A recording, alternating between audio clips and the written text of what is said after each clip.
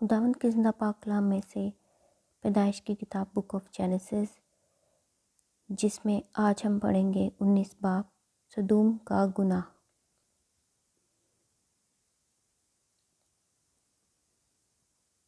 اور وہ دونوں فرشتے شام کو سدوم میں آئے، اور لوط سدوم کے پھاٹک پر بیٹھا تھا، اور لوط ان کو دیکھ کر ان کے استقبال کے لیے اٹھا اور زمین تک جھکا اور کہا، اے میرے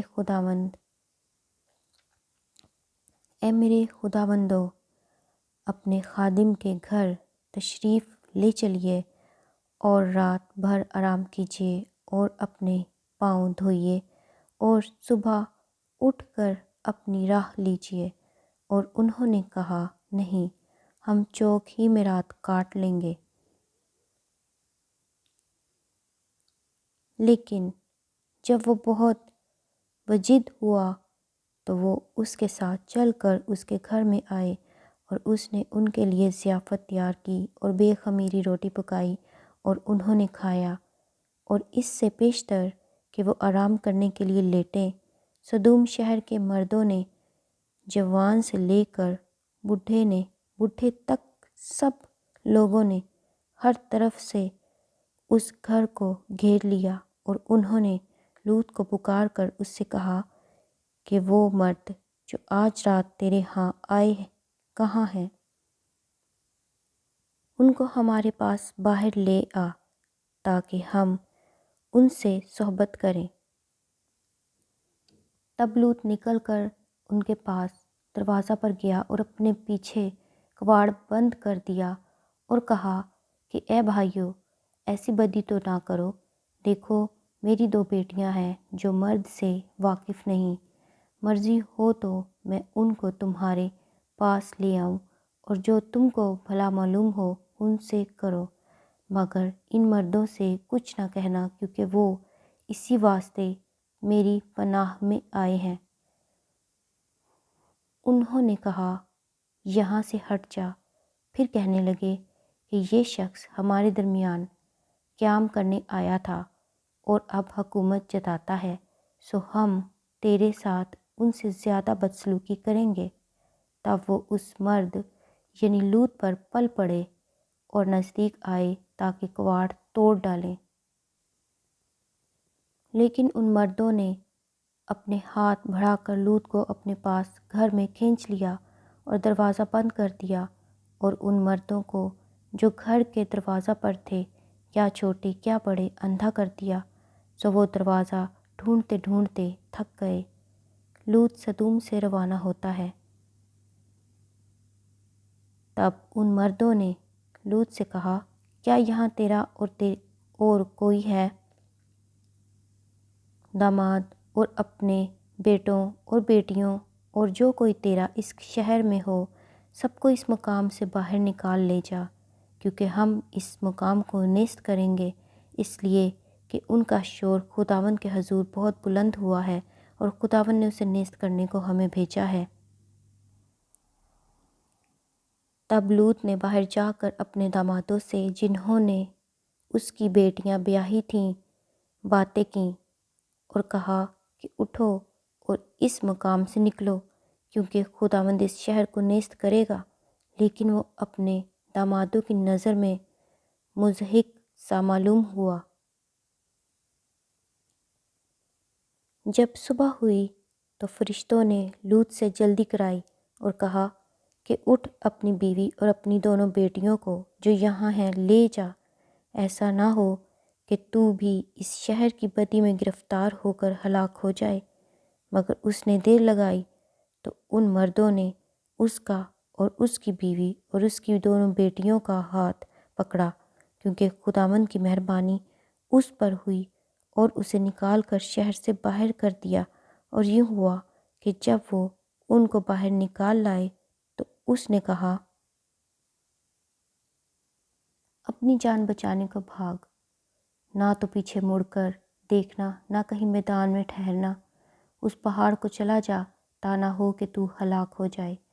اور لوط نے ان سے کہا کہ اے میرے خداوند، ایسا نہ کر، دیکھ تو نے اپنے خادم پر کرم کی نظر کی ہے اور ایسا بڑا فضل کیا کہ میری جان بچائی۔ میں پہاڑ تک جا نہیں سکتا، کہیں ایسا نہ ہو کہ مجھ پر مصیبت آ پڑے اور میں مر جاؤں۔ دیکھ یہ شہر ایسا نزدیک ہے کہ وہاں بھاگ سکتا ہوں، اور یہ چھوٹا بھی ہے، اجازت ہو تو میں وہاں چلا جاؤں۔ وہ چھوٹا سا بھی ہے اور میری جان بچ جائے گی۔ اس نے اس سے کہا کہ دیکھ، میں اس بات میں بھی تیرا لحاظ کرتا ہوں کہ اس شہر کو جس کا تو نے ذکر کیا غارت نہیں کروں گا۔ جلدی کر اور وہاں چلا جا، کیونکہ میں کچھ نہیں کر سکتا جب تک کہ تو وہاں پہنچ نہ جائے۔ اسی لیے اس شہر کا نام زوگر رکھ کہلایا۔ سدوم اور عمورہ کی بربادی۔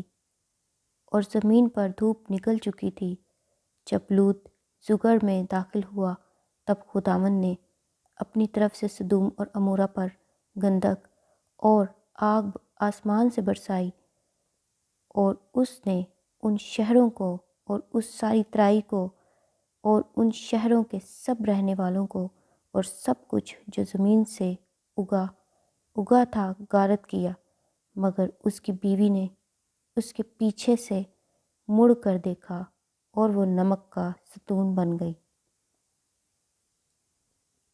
اور ابراہیم صبح سویرے اٹھ کر اس جگہ گیا جہاں وہ خداوند کے حضور کھڑا ہوا تھا، اور اس نے سدوم اور عمورہ اور اس ترائی کی ساری زمین کی طرف نظر کی، اور کیا دیکھتا ہے کہ زمین پر سے دھواں ایسا اٹھ رہا ہے جیسے بھٹی کا دھواں۔ اور یوں ہوا کہ جب خدا نے اس ترائی کے شہروں کو نیست کیا تو خدا نے ابراہیم کو یاد کیا، اور ان شہروں کو جہاں لوط رہتا تھا غارت کرتے وقت لوط کو اس بلا سے بچایا۔ موابیوں اور امونیوں کا آغاز۔ اور لوط زگر سے نکل کر پہاڑ پر جا بسا، اور اس کی دونوں بیٹیاں اس کے ساتھ تھیں، کیونکہ اسے زگر میں بستے ڈر لگا، اور وہ اور اس کی دونوں بیٹیاں ایک غار میں رہنے لگے۔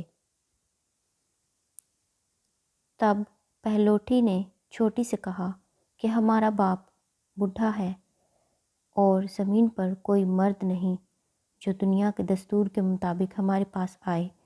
آؤ ہم اپنے باپ کو میں پلائیں اور اس سے ہم آگوش ہوں، تاکہ اپنے باپ سے نسل باقی رکھیں۔